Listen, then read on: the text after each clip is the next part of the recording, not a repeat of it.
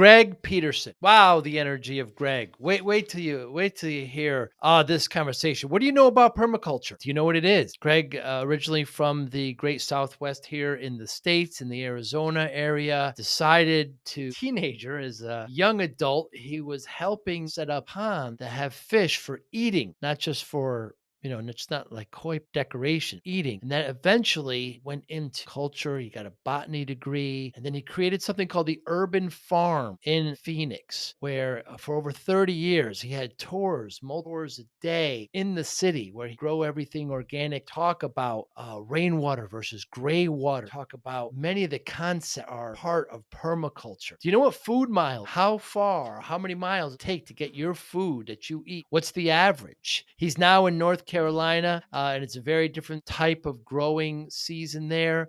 But we'll just talk about the importance of local farms, about supporting your farmers market, what the food can do. It's just he just inspired me. He inspired me to do something that I've been holding off long time, and I guarantee I'm going to do it, and I'm going to send him pictures. Greg Peterson, so motivated. Really love this conversation. Thanks for. Hi, I'm Joey Pinz.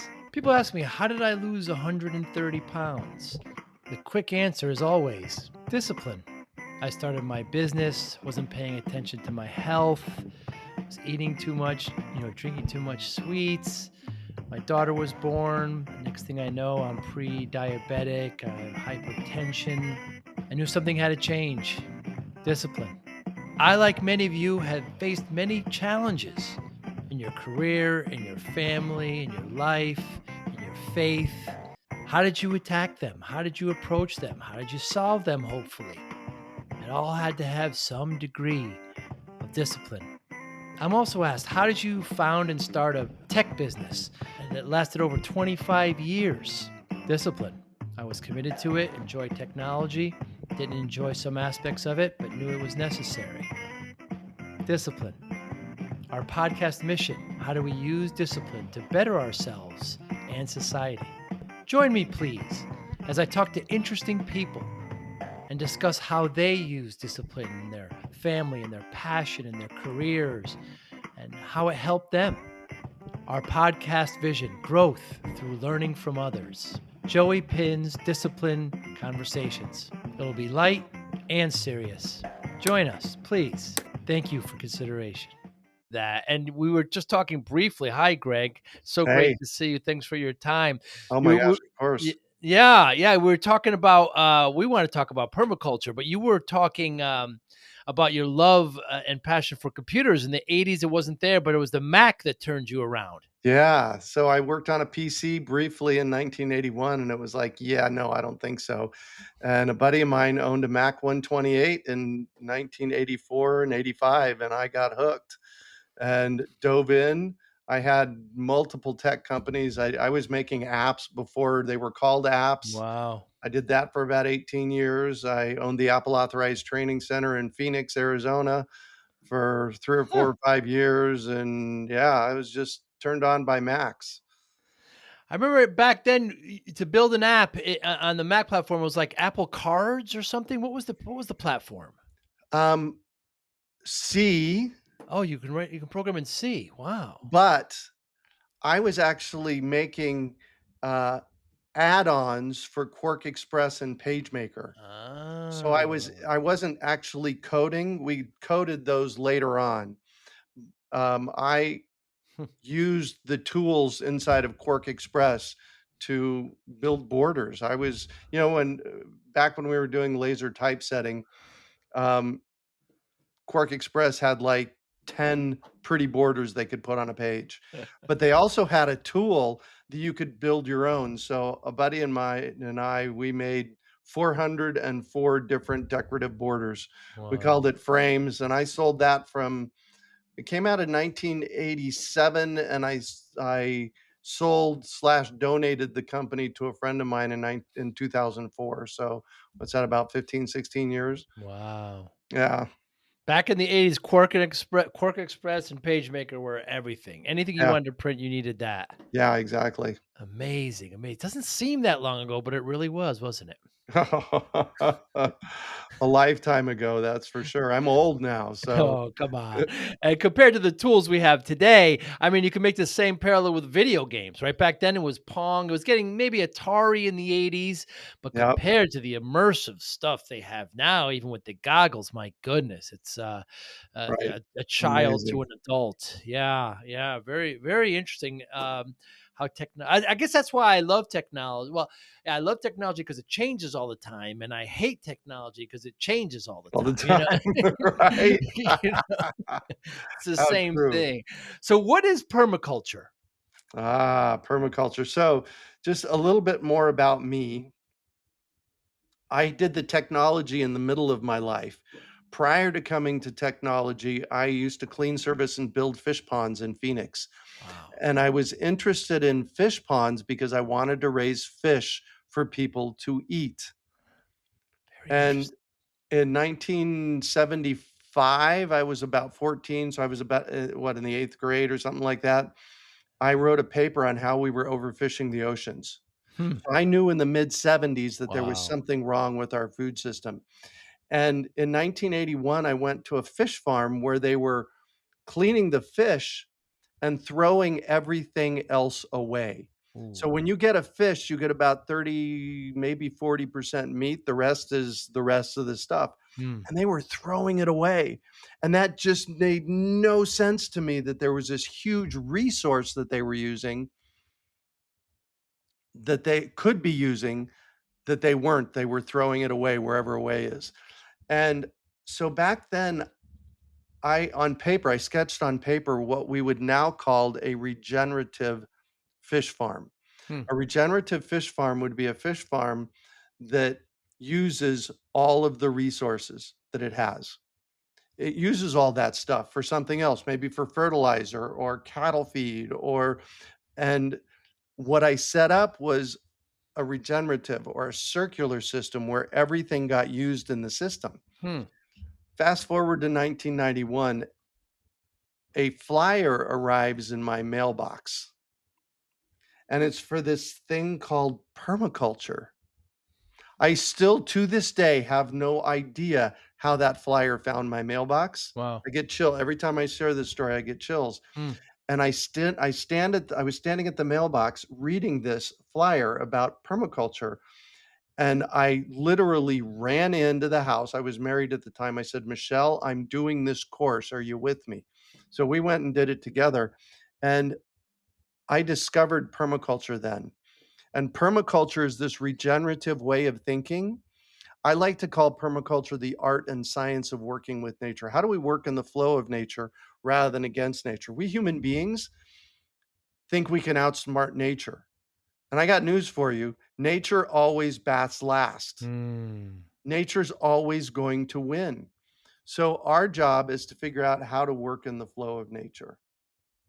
And so the art and science of working with nature, how do we work in the flow? How do we look at natural systems? How do we observe natural systems and then use them to our advantage? Really, that's what it's permaculture is about. Hmm. You know, I'm a private pilot as well, and our slogan there is, Mother Nature's in charge, right? Oh, Because yes. you feel like flying, and Mother Nature doesn't want you to, you don't. I mean, it's Yep, yeah, exactly. and it's the same way in permaculture. And go back to when I remember I hear you talking about that. So you grew fish ponds to eat the fish. Yes. So it wasn't like a koi pond where it's purely decorative. What was there bass in there? Where there's tilapia? It's amazing just to Yeah. eat. I've never heard of that before. Well, it's called aquaculture, fish farming, and so, when I was 15, I used to hang out at the fish store. It was a logical place for a 15-year-old to hang out in the mid-70s that likes fish, right? Oh, okay, okay, So, yeah, I'm hanging out at the fish store, and Bill, the guy that worked at the fish store, says, "Hey, Greg, you wanna come and help me clean a fish pond on Sunday?" It's like, yeah, oh yeah. I wanna muck out a fish pond." So, I went with him and worked with him for the 3 or 4 hours. I think he paid me 15 bucks back then, and he said, "Greg, I don't wanna do these anymore. Why don't you do them?" So he turned over his equipment to me, and my first few jobs, my mom actually took me in her car, until I could buy a truck. And that really sparked my interest. So it started out as koi ponds and cleaning koi ponds. And then it was, wow, what could I do that would actually plug into growing food in our backyards? And I ran into a few people. I actually converted a swimming pool Yes, I heard that. into a fish pond. It's amazing. And funny story, 2008, I'm writing these little books. They're called mini books. And I reach out to my extended community all over the planet. I was looking for people that had curious stories about how they were raising food in their yard. And I get this email from Robert Gilsdorf. He said, In the mid 70s, I turned my swimming pool into a uh, trout pond. No, no, Hmm. no, sorry, not trout pond, into a catfish pond. And every season, I would bring in small catfish. I'd raise them through the year. And then at the end of the season, I would get together with my neighbors. We would harvest all the fish, clean the fish on Saturday, and have a fish fry on Sunday. Wow. It turns out that was the swimming pool I turned into a fish pond, and he Whoa. reached out to me, like, 20 years later, and neither of us knew when he reached out that I was the guy that did it. So and then along the way, I built some backyard, you know what doughboy pools are? No. They're above ground pools. I did some systems in above ground pools and, um, developed some, just backyard systems for people like that. And I did that from 75 to 84, 1984, when I got into the Mac. When the Mac showed up. And Yeah. so for these ponds, so you're creating the actual body of water, but sometimes you're when you say you had to clean out the first one, there was already a pond there, and then you actually explain the process of cleaning out a pond, what you do with your boss does. Yeah. So, koi ponds, this was when I was doing koi Oh, ponds, I see. they collect dust and debris and that kind of stuff. So what I used to do is I used to go in and catch the fish out of the pond and drain the pond and muck it out and put the fish back in and, Oh, fill it up and put the fish back in. It was I just, see. it was 15 from the time I was 15 to 24 is when I did that, and it was a viable business for a 15, 18, 22-year-old. Fascinating. Yeah. And so when you're building this fish farm, how are you feeding them and how are you protecting the fish from birds and things from capturing and eating them? Well, we didn't so much have a, predator problem in Phoenix unless you Ah, were on the outskirts of Phoenix, and then we ran into raccoons, not ah, birds. Um, so and they were all small enough that if there was a problem, you could just cover them with netting. ah, And, fish feed. One of the, there's something called aquaponics out there.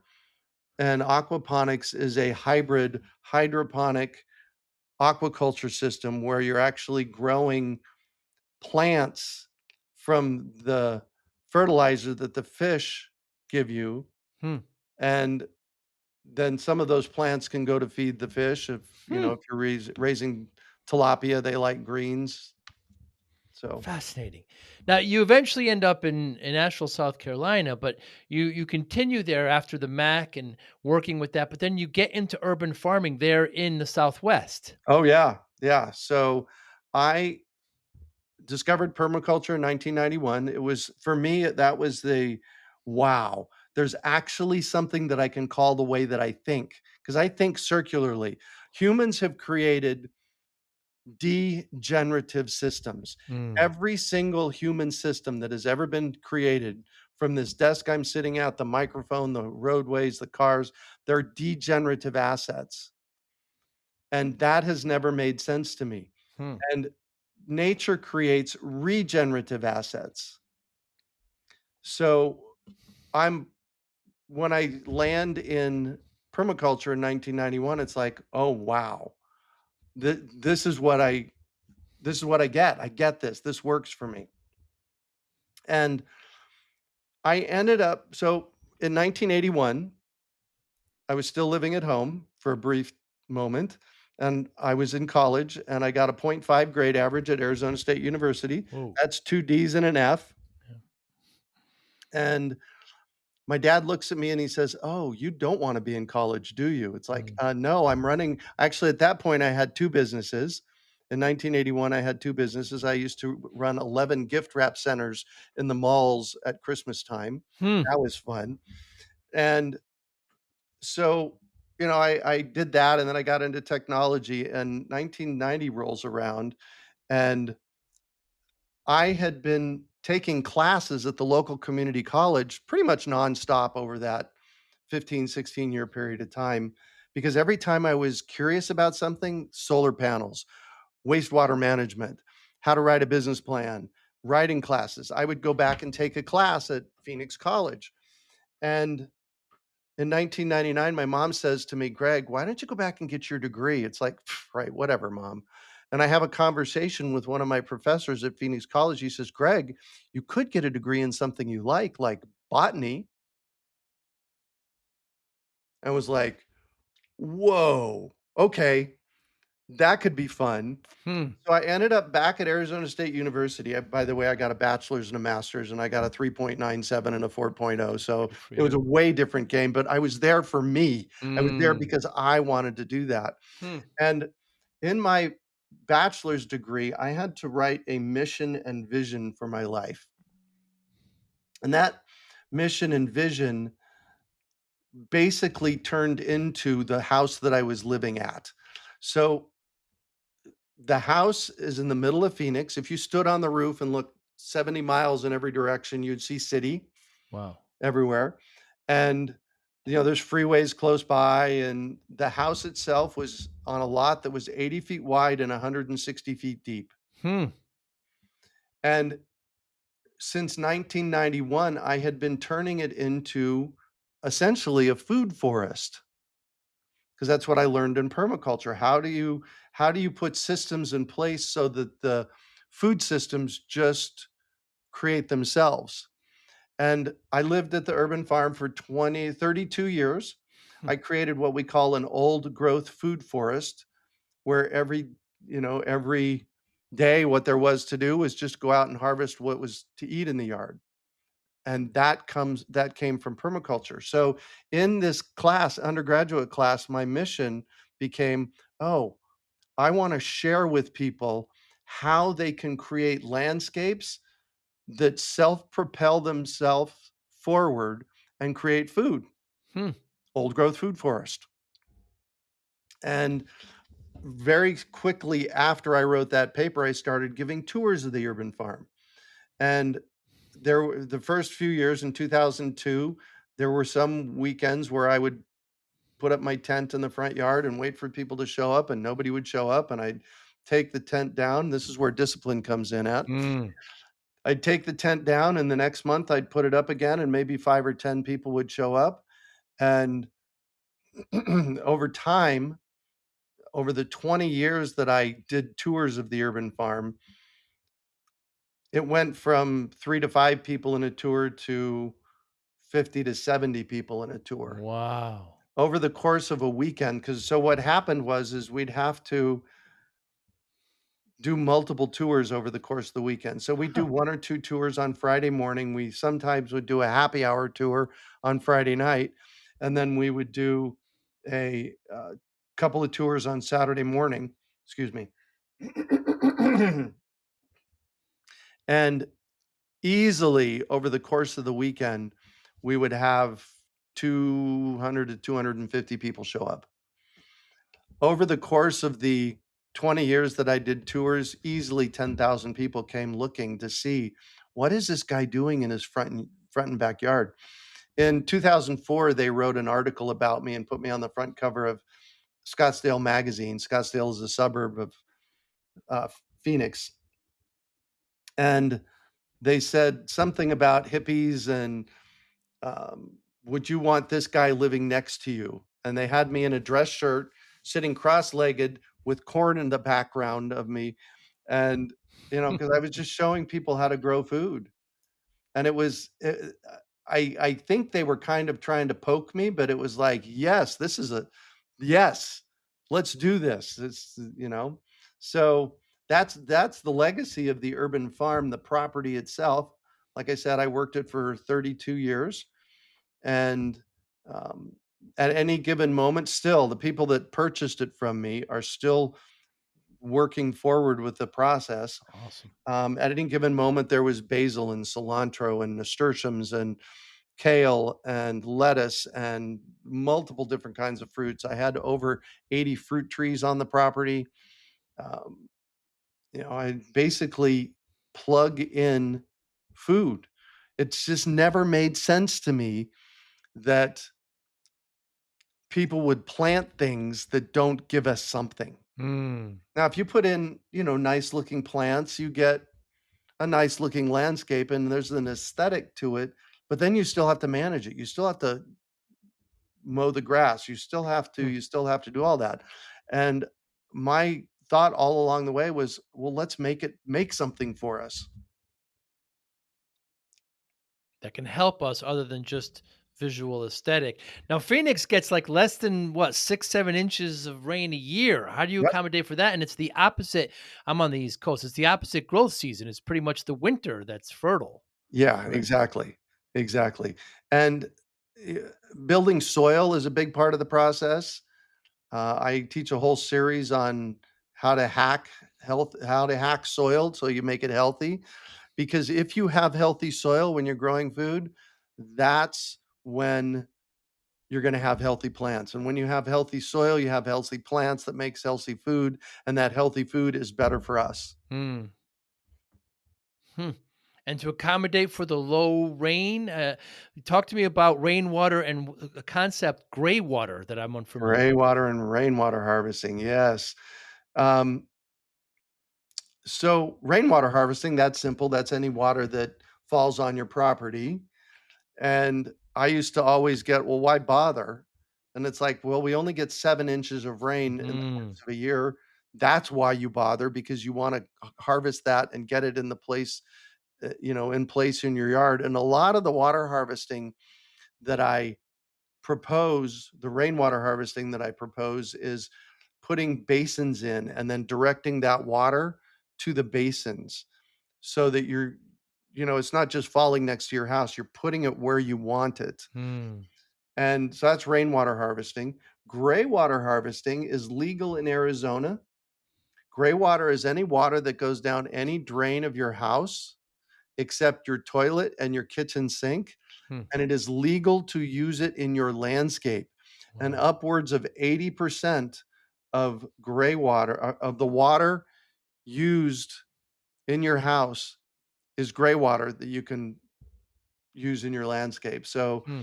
eh, one of the things that I did at the urban farm is I actually moved the facilities outside.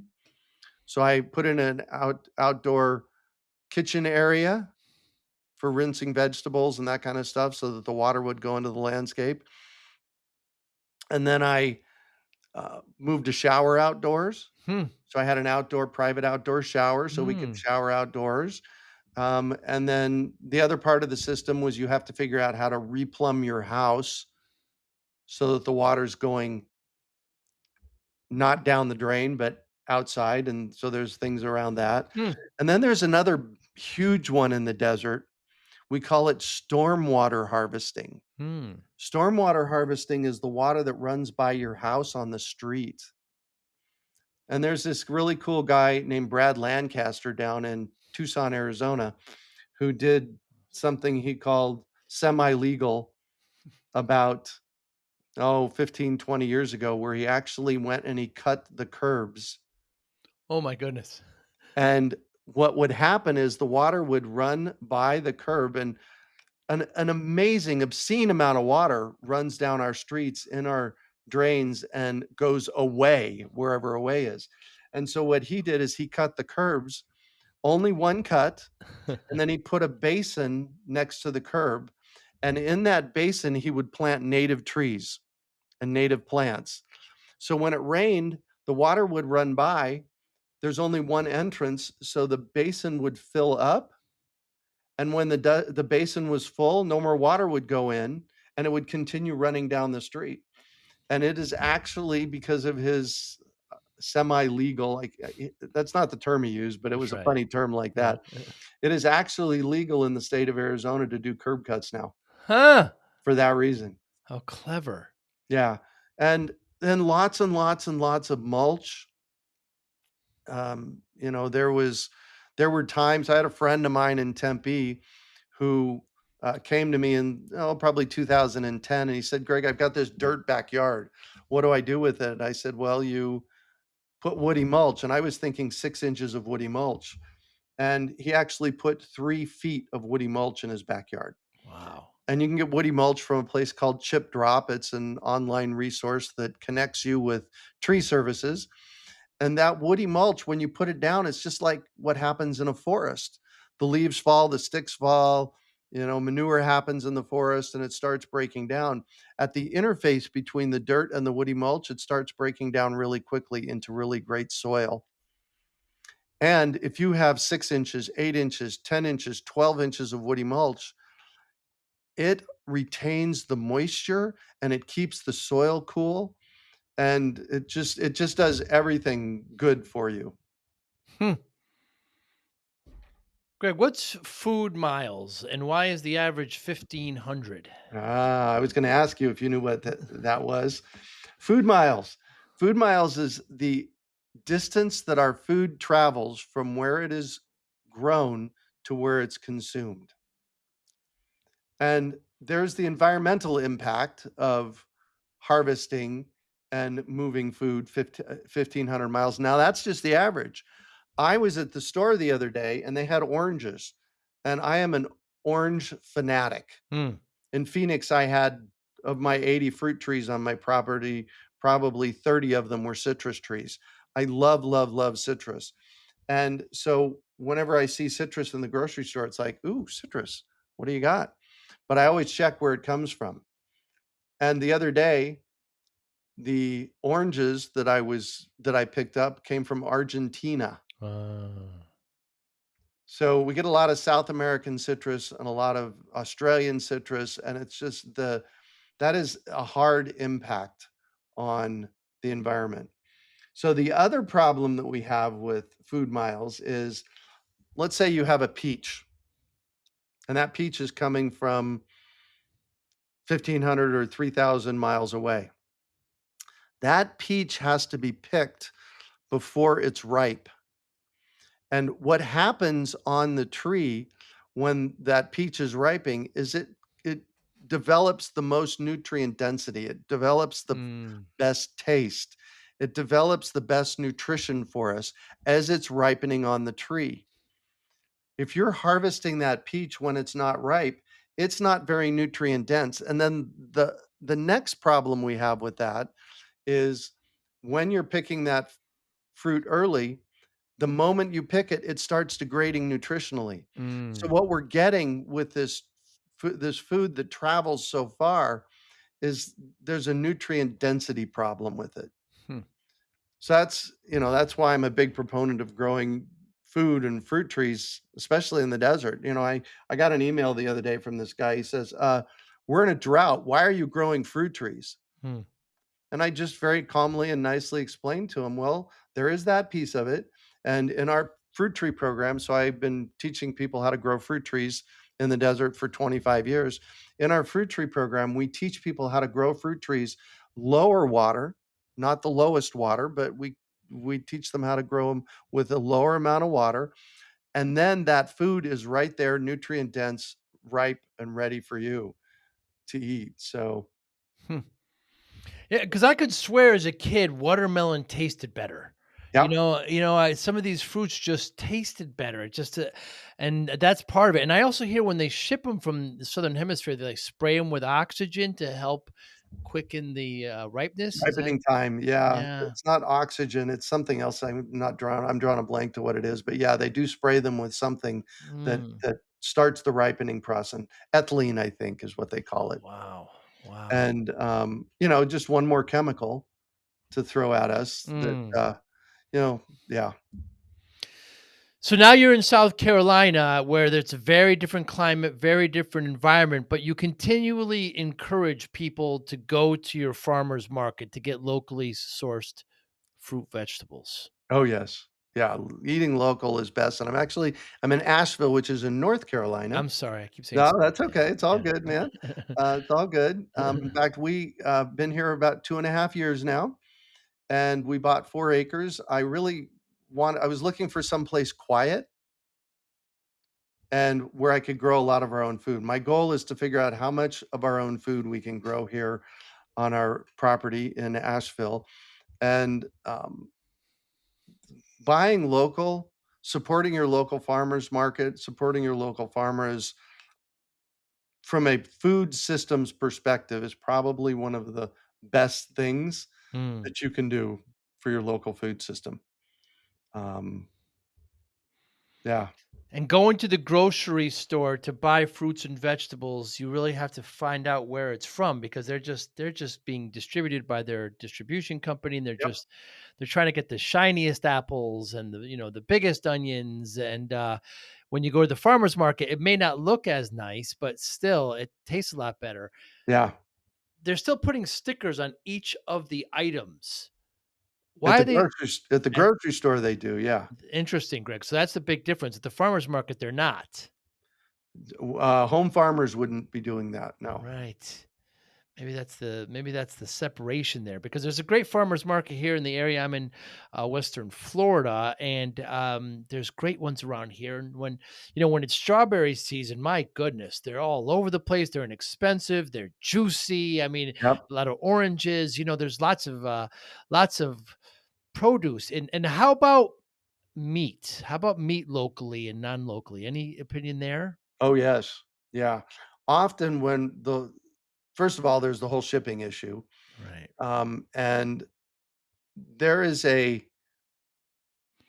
meat processing system Mm, that most farmers get stuck in, and this is really the same in meats and vegetables and fruits and like that. The distribution system really owns the farmers. interesting. Yeah, and so when you find a local purveyor of fruits and vegetables and meats, and you're buying it directly from them, that farmer's getting the benefit of all of the value that you're spending, Hmm. rather than our global food system, which, here's an interesting piece for you.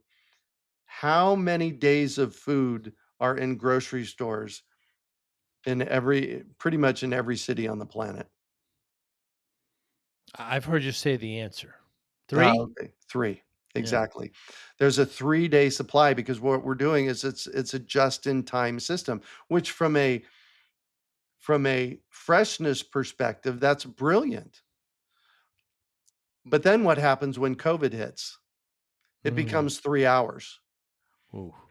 And when we support our local farmers markets, we help build those local systems, so when there is a challenge, and we're gonna have more of them coming in the future, and, it could be a storm.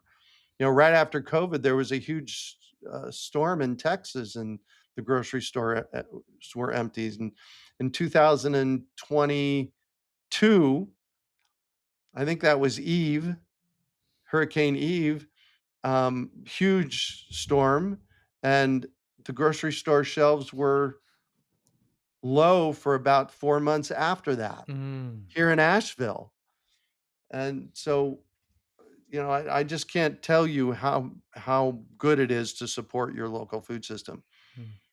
because our food distribution system on this planet is, tenuous at best. Mm. You also talk about if you're in the suburbs to get some chickens. Oh, yes, I'm a huge proponent. If you have a yard, get some laying hens. Now you can raise meat birds. I've raised meat birds before. It's a bigger project, but laying hens will lay eggs for you for 5, 6, 7, 8 years. They're great. So in permaculture, I'm going to step back here and then I'll answer your question. In Mm. permaculture, we have something called stacking functions. Stacking functions basically means that we're doing multiple things with one thing. So with the chicken, in our industrial culture, generally a chicken is good for eggs and meat. In a permaculture landscape, it's good for eating bugs, for eating weeds, Mm, providing manure, mm, for tilling. mm, Chickens make great tillers. They provide eggs. Feathers, if you wanna use the feathers for feather meal, which is a fertilizer.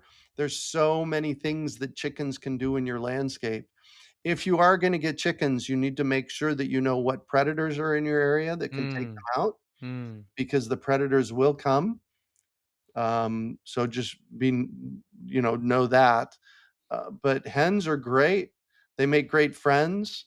My sweetheart Heidi had some new chicks about 6 or 7 years ago, and one of them was sitting here on her, like a 6 week old chick, and one of them was sitting here, and she got Shoulder a and head. selfie. She snapped a selfie of it, and my mom saw that selfie, and my mom was an artist when she was alive, and she painted an acrylic, a painting of Heidi, and she called it Greg's Three Chicks. Chick number one, chick number two, and Heidi, right? And uh, so the chickens can be friends. They're great pets. Whenever Heidi used to go out to the chicken coop in Phoenix, the chickens would all come running. So yeah, if you have a backyard, you should have chickens, because then you have a fresh supply of eggs all the time. Yeah, they average about 2 a day. I have friends, and, when last time I was in Italy, my father's an Italian immigrant, and I brought some friends, and my uncle was gonna make us some food, and he took the eggs out of the cupboard. And my friends are like, "What is he doing? There's going to be little chicks in there." I said, "No, when the eggs are fresh, you don't have to refrigerate them. We Exactly. put them in the refrigerator because they've been hatched months and months ago. But Yep. when they're fresh, I mean, this is this is what you get when you go farm to table." Yeah.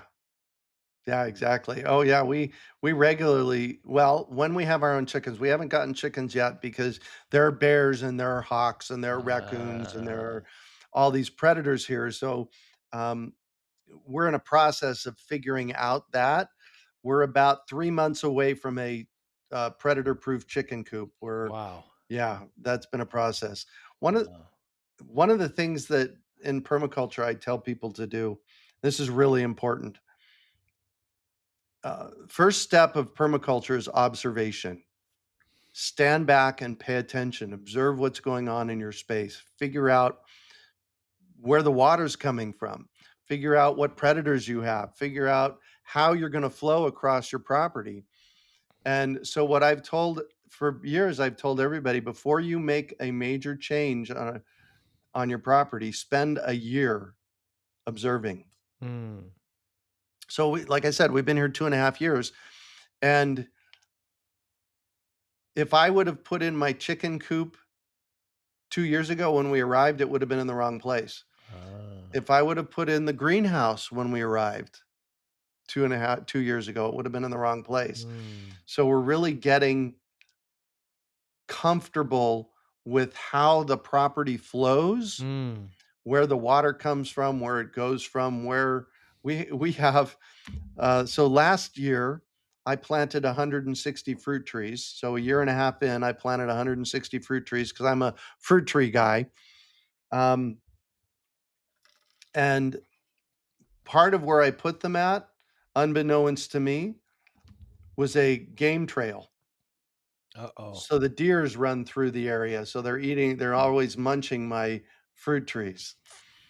So and that's not something I really would have learned until I actually, experienced it. Cased it And a bit, yeah. yeah, that's the observation piece. I remember you telling a story about how you're trying to get some in your front yard, and you couldn't figure out the angle of the light, and you were trying to figure it out, and you saw a neighbor who handled it really well and took his idea and adapted it for yours. Oh, yes, yeah. That was a So I lived at the urban farm in Phoenix for 32 years, but I wandered I have a dog, so I take the dog out for a walk and I wander the neighborhood. And I'm observation not only happens on your property, but it happens elsewhere. And in your neighborhood's a great place to look to see what people are doing and how nature is working. Mm, And so that for me, that was a shade tree thing. I wanted to shade my driveway and I couldn't figure out how to do it until I saw a neighbor doing well, I don't know if it was the neighbor or nature, but they'd plant, it had the same entrance to the yard as I did on mine, and I observed it and I implemented it and it worked. hmm. Now, Greg, for those of us who live in the city or maybe in the condominium complex or townhouses where we don't have a yard and can't, have chickens or have a farm for that matter, there's some great solutions still for those of us in that situation. Oh yeah, well that's what urban farm's all about, man. I am a huge believer that the solution to our broken food system is growing food locally. Mm, And what 70% of the people on the planet live in cities, right. which means that we need to be growing in the cities. And urban farming can mean so many things. It could be the urban farm like my place, 80 feet wide, 160 feet deep, with an edible landscape, 80 fruit trees, chickens, solar panels on the roof, rainwater and gray water harvesting. Wow. I was growing hundreds of pounds of food in my yard in Phoenix that just grew every year. Hmm. I plant a particular kind of seed, it's called an open pollinated seed, and then I would let things go to seed and let them replant themselves the next year. Wow. So that's one urban farming solution. There are container farms. People actually use containers or warehouses. There's Bob McClendon of McClendon's Farm in West Phoenix. Um, has 40 acres that he's traditionally organically farming, so it looks like a farm. Hmm.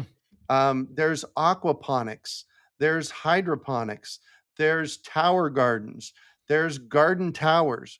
There are so many ways to grow food in your space. In fact, here's one of the things I tell people. In fact, here's a question for you. What's the easiest thing to grow and the most expensive thing to buy? Hmm. You mean a particular vegetable or a fruit? Something that you would eat. Ah, lettuce?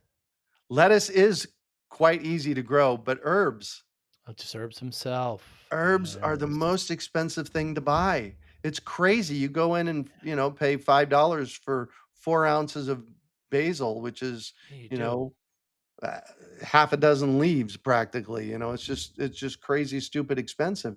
And you can grow herbs in a sunny windowsill. Hmm. Yeah, I was just at the grocery store the other day, Trader Joe's, and out front they had organic basil plants.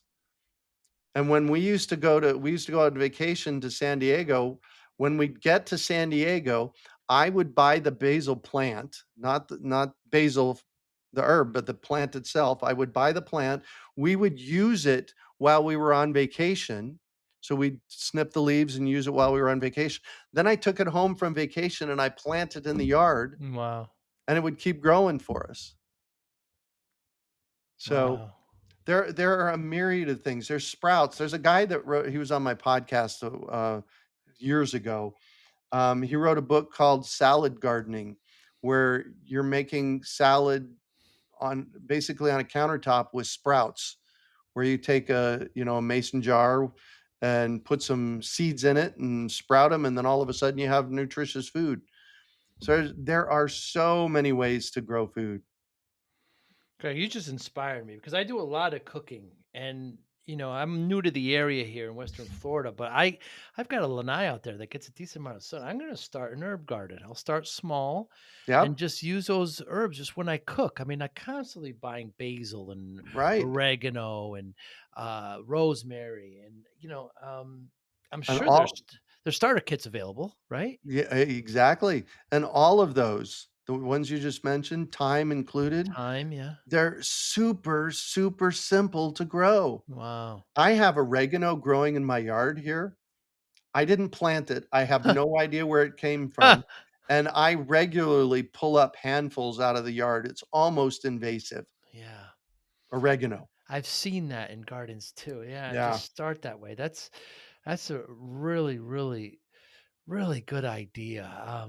Yeah, and then when you have too much of it, right, this week, I'm dehydrating basil, just in my dehydrator. I harvest it and dehydrate it. I'll be dehydrating oregano.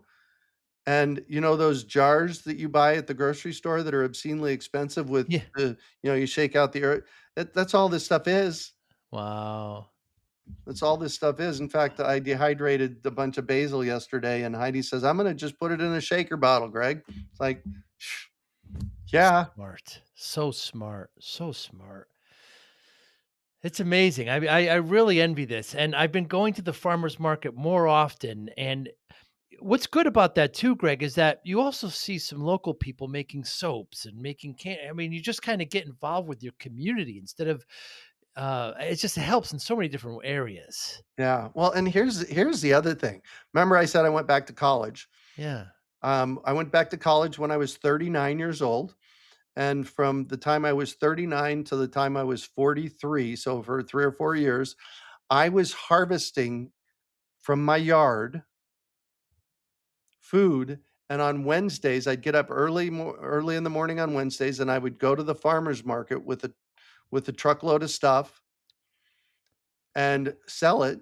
I'd make 2 or $300 cash, Yeah.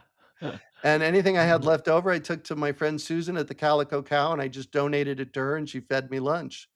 So as a college student, as an adult college student, I was making 3 or 400 bucks a week, going to the farmer's market, making friends there, and, that's something that a high school student can do. That's something that a stay-at-home mom and dad can do. That's something that a retired person can do for extra cash, and you're contributing to your local community. That's the thing. Yeah, you're contributing to the And community. what I'm doing now, here in Asheville, we're rural here in Asheville, and there's a street with 25 houses down it. That's where I walk the dog every day. And last year we had a super abundance of tomatoes. So I was just harvesting tomatoes and putting tomato baskets down by the street with a sign that said free tomatoes, free organic tomatoes, because we're growing them organically. And yesterday I harvested a bunch of basil our street has a Facebook page. And I just posted on the Facebook page and I said, "Who wants basil?" And I had 3 to 4 different people say, "I'll take some." So last evening when I took the dog out for a walk, I took 4 bags of basil and I just walked him down the street and knocked on the door, made friends, and gave him basil, fresh basil. Wow. So there's another concept Incredible. going on here Incredible. that's really important. And I learned this in permaculture. And that is that the only place that lack lives, not having enough, the only place that lack lives is between our ears. Mm. Because when I look at nature, I have 3 I have 6 basil plants in the ground. Hmm. I've already harvested 3 of them, 4 of them, harvested them completely about 6 weeks ago, so I cut them from 3 feet tall down to a foot tall, and I made 10 half pints of pesto Hmm. that I put in the freezer, so I've already put up some pesto. And then the plants grew back, and I harvested one of them yesterday and dehydrated them. And I harvested a second one yesterday and distributed it to the neighbors. The abundance that comes out of nature is mind blowing if we Mm. let it be. Mm. Mm. Yeah. Your passion for it is so compelling and contagious, Greg. So I started my business in the 90s in the tech industry, like we talked about before, and Yep. was working way too hard, not paying attention to myself, eating food it's not good for me, and sugar drinks, and before I know it, I'm up to 340 pounds. The I doctor saw says to that. me, "Yeah." Doctor said to me, if I don't lose the weight, not going to see your daughter graduate. My daughter was just born. So I took the next 6, 7 months, changed all my habits, lost about 130 pounds, kept it off. You can't look at it as a finishing line. You got to keep with Yeah, these. exactly. Got to keep with these. So people want the quick answer because, losing weight's a big, big issue in the world. And I say there's no secret. It's just discipline. You alluded to before, Yep. focus, willpower, etc. Discipline, all part of discipline. How does discipline play a role in your life, Greg Peterson? Discipline. So I don't call it discipline. Mm. I call it vision. Mm.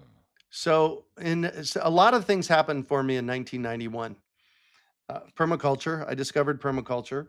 I read a book called Ishmael by Daniel Quinn. It's a work of fiction, but it talks about how our food system came to be. Um, I did a course at Landmark Education. Landmark Education is this breakthrough seminar company that helps you vision things, we live inside this box, right? In our lives. And it's sometimes hard to see outside of the box. And in taking the courses at Landmark Education, I learned how to take a stand. So I did the advanced course in 1992 at Landmark Education. And out of it, I claimed myself to be the person on the planet responsible for transforming our global food system. Hmm. Now, I can't do that myself. I don't think for a moment that I can do it myself, but it's the piece, call it discipline, but it's the piece that gets me up in the morning. Hmm. So my discipline comes in the form of ethic, Hmm. my ethics. Um, Another thing that I claimed in the early 90s was that I'm going to be the kindest man that anybody ever meets. Hmm. Now, does it always happen? No, but it's there, and it most always happens. And when I'm not the kindest man that anybody ever meets, then I know it. They probably don't ever have a clue that I have that going on in my background. Um, so for me, discipline shows up in that way. I look at life and I take a stand. One of my stands here is to see how much food we can grow of our own food that we can grow, because I've been growing food since the 1970s. Wow. And I'm now I was 54 years in Phoenix. That means 54 growing seasons. I didn't grow 54 growing seasons. I probably grew 30 of those. And so I know how to grow food in Phoenix. I don't know how to grow food in North Carolina. Hmm. That's a new thing to learn. But that stand that says, I'm going to figure out how much of our own food we can grow is my discipline. Hmm. So this year, I already mentioned that I made pesto. This year, we get organic chickens here, and when the bones are left over, I freeze them. And whenever I have leftover veggie scraps, I freeze them. And a couple times a year, I'll take all those frozen bones and veggies and put them in a pot and cook it down to bone broth. Hmm. And I recently, for the first time ever, canned bone broth. Harvested, first time ever, harvested 40 pounds of potatoes. Wow. Couldn't grow potatoes for the life of me in Phoenix, Arizona, and all of a sudden, I have a year's worth of potatoes that I've harvested grown out of our yard. So, Hmm. um, my discipline is stands that I take in my life. That's wonderful, Greg. I never heard that perspective. That's vision. Yeah, and yeah, taking things on. What motivates you? We so 8th grade, wrote a paper on how we were overfishing the oceans. I've known, no matter what you believe, first of all, everybody eats, so everybody comes together around food, whether you're right or left or in the middle or Yes. far left or far right, everybody eats, and whether you believe it or not, things are changing, call Mm, it climate change or not, but we can see it. Storms are getting bigger, um, it's getting hotter, things are changing, and I personally believe that we human beings have caused a lot of that. And I respect you if you don't believe that, that's right. fine. But I believe that human beings have caused a lot of that. And so from that perspective, I believe that there's something that I have to do to change that, to Mm, contribute to the benefit, to the beneficial, hmm, to our kids, to our grandkids. I don't have kids. I chose a long time ago not to have children. I had other things that I wanted to do.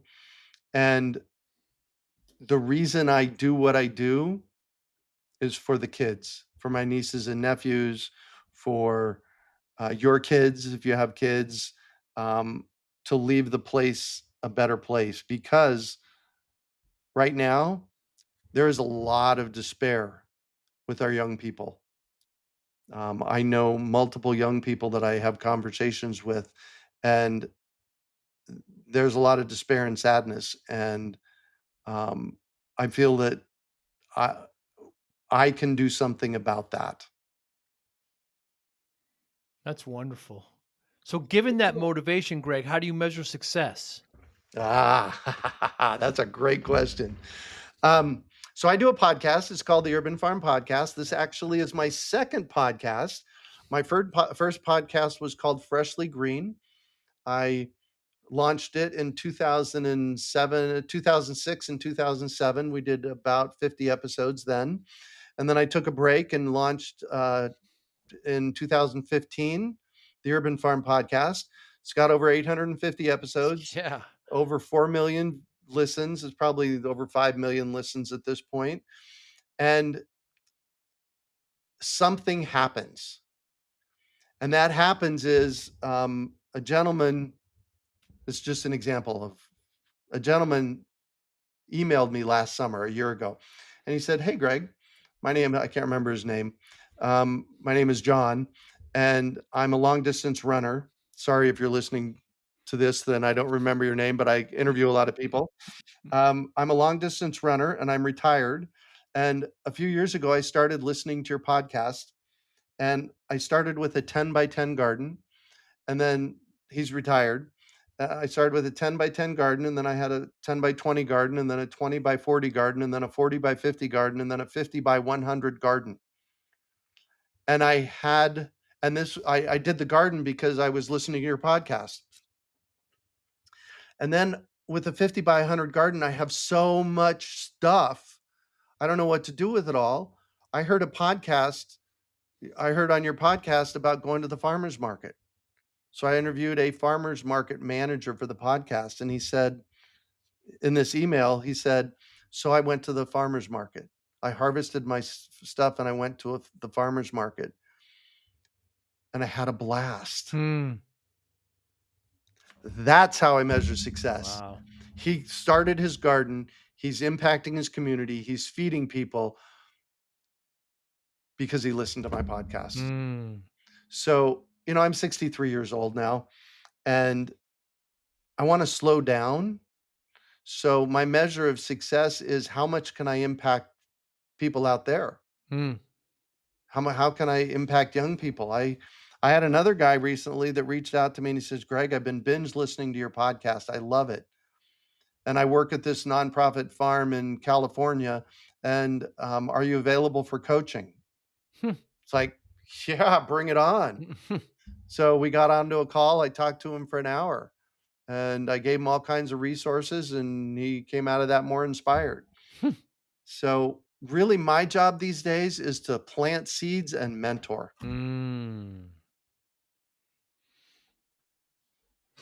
Ah, what a wonderful way to sign off. My goodness, Greg, such an inspiration. You Thank inspire you. many, you inspire me. I am going to start an herb garden and I will send you a picture. I can Oh, guarantee please. that. Yeah, I Yeah, if you definitely got will. questions, send me an email. That's what I'm here for, man. Will do it. Anybody listening, how can they get in touch with you? Well, there's our website is urbanfarm.org. You can also go to urbanfarmpodcast.com. That'll take you directly to the podcast page. We talked a little bit about creating healthy soil. I put together a series on creating building healthy soil because it's the best thing that you can do for your garden. You can find it at healthysoilhacked.com and it's free. You just jump in and listen. And if you have questions, email me. I'm Greg at urbanfarm.org. And you're on Instagram, you're on Facebook, Twitter. You got a great YouTube page as well, all at The Urban Farm. Yep, there you go. Greg, thank you so much. I appreciate it. And next time I'm in North Carolina, in Asheville area, perhaps we get a cup of tea and I could take a look at some of your work. Absolutely. I actually the tours I did at the Urban Farm for 20 years. This June, I'd been here just over 2 years. We did our first tour. So Wow. tours are coming of the new farm. So cool. Greg, you be well, my friend. Thank you. I appreciate you having me. So I will be having conversations with a lot of the coaches and the finalists from 2023, and just kind of talking about them a little bit and their solution in some future podcasts. We want to make kind of an introduction to that as well. Yes, absolutely. So yeah, like I said, as the years progress, more people are getting involved, and then back to these vendors looking for a way to create a name for themselves with consistency. They need people like you, which is why I'm so thrilled that you're willing to work with me and Yeah. work with us on this. So yeah, so you're going to be you've graciously accepted to host these, and I appreciate that. Where you'll interview all our contestants. You're also going to interview last year's head coaches, last year's judges, last year's finalists. So you're doing all that. And I think it's important, for if you're a vendor and you're watching these, take note of this and how you get more involved. Watch the program. Watch what these men and women are all doing with us because they're doing a lot. Mm, That's how you grow your business. If you're an MSP, watch these things, get to mm, know who people are, and then inquire because you're all looking to have stack alignment and you're all looking for credible and reputable businesses. We're vetting them out for you. We're putting them on display for you. Watch them, ask questions, find out, do your due diligence.